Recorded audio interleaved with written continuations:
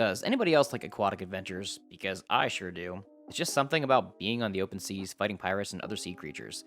You experience a whole different type of roleplay and combat rules and scenarios when on the seas, and it's one of my personal favorite themes.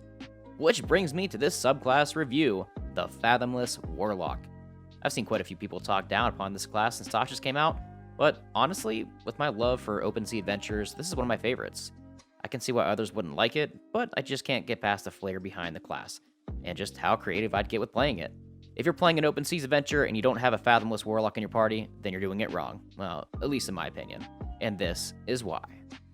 The Fathomless is a warlock who made a pact with a patron of the sea, gaining many benefits that are quite useful when around or in water. Let's start with the expanded spell list. The new spells you gain access to are Create or Destroy Water, Thunderwave, Gust of Wind, Silence, Lightning Bolt, Sleet Storm, Control Water, and Summon Elemental, and finally, Bigsby's Hand.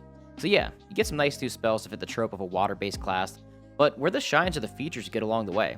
So let's start with the most important one of all, Tentacle of the Deeps. You magically summon a spectral tentacle that can strike your foes at level 1. It lasts for a minute, and this is a bonus action with a range of 60 feet. And when you summon it, it can then make an attack on a creature within 10 feet of it.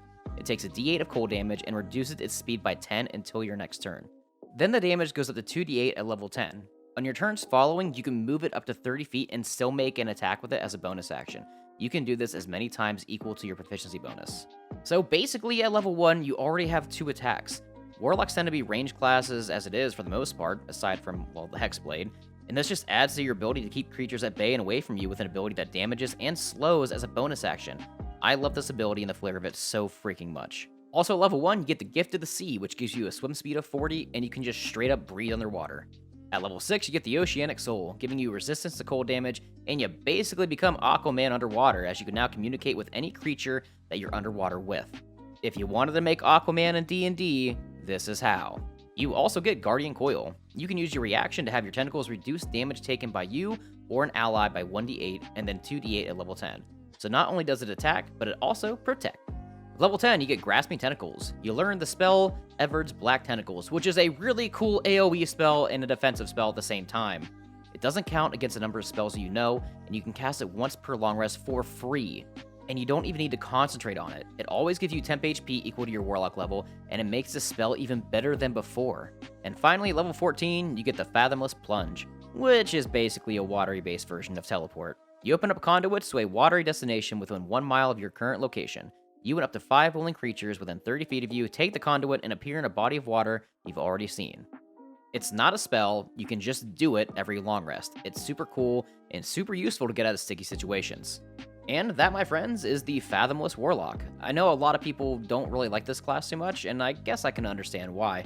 If you're not doing an aquatic-based adventure, then some of your abilities become kinda useless. But if you're doing, like, I don't know, Ghost of Salt Marsh or anything else that deals with being in the ocean or water, then you should probably make sure you have one of these in your adventuring party, because the utility you can gain from having a class like this is just awesome. Personally, one of my favorite types of campaigns are the high sea adventures fighting pirates and sea monsters, because, I don't know, water equals fun, I guess?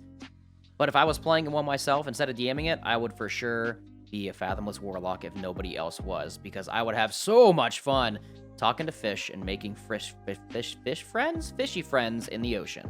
It may not be the best subclass of Tasha's, it may not be one of the most powerful at all even, but personally, the flair of it is just awesome to me. So on a scale from 1 to 10, if I had to rate this class in this rapid fire review, I'd probably give it a solid 7 out of 10. And the reasonings are, well, here's why. Like I said like 10 times before, if you're playing an aquatic-based adventure, this class offers so much utility. Teleport your friends. Use your tentacles to defend your friends and attack. You get your extra attack at level 1. You can make friends with fish in the ocean and make allies and just, I don't know, have so much freaking fun. And it would be a blast. However, if you're not playing an aquatic-based adventure, then some of your abilities kind of go out the window. Your Fathomless Plunge kind of becomes a little useless if you haven't been around water or a location that you remember that has water around it. If you're not in water, then you can't really talk to other things in water to make friends with them or gain allies or communicate. And having a swim speed of 40 and being able to straight up breathe underwater is really, really cool. But if you're not going to be around any kind of water, then it's kind of a useless ability. So there it is, my thoughts on this entire subclass. I love it, personally, really do, however I can see how people would find it kind of useless in certain scenarios. What are your guys' thoughts? Do you like this subclass? Do you hate it? Do you think that it needs improvements to be more useful in regular campaigns? Let me know below in the comments. And as always, we'll catch you next time on the Cantripcast. And as always, thank you to our awesome patrons over on Patreon. You guys are the best supporters in the world, and I can't imagine doing this without your support. You guys have made our Twitch streams and our Discord and everything else we do here in the community just freaking amazing, and I appreciate every single one of you. Be sure to like, subscribe, leave a comment, have some discussions, and again, I'll see you next time.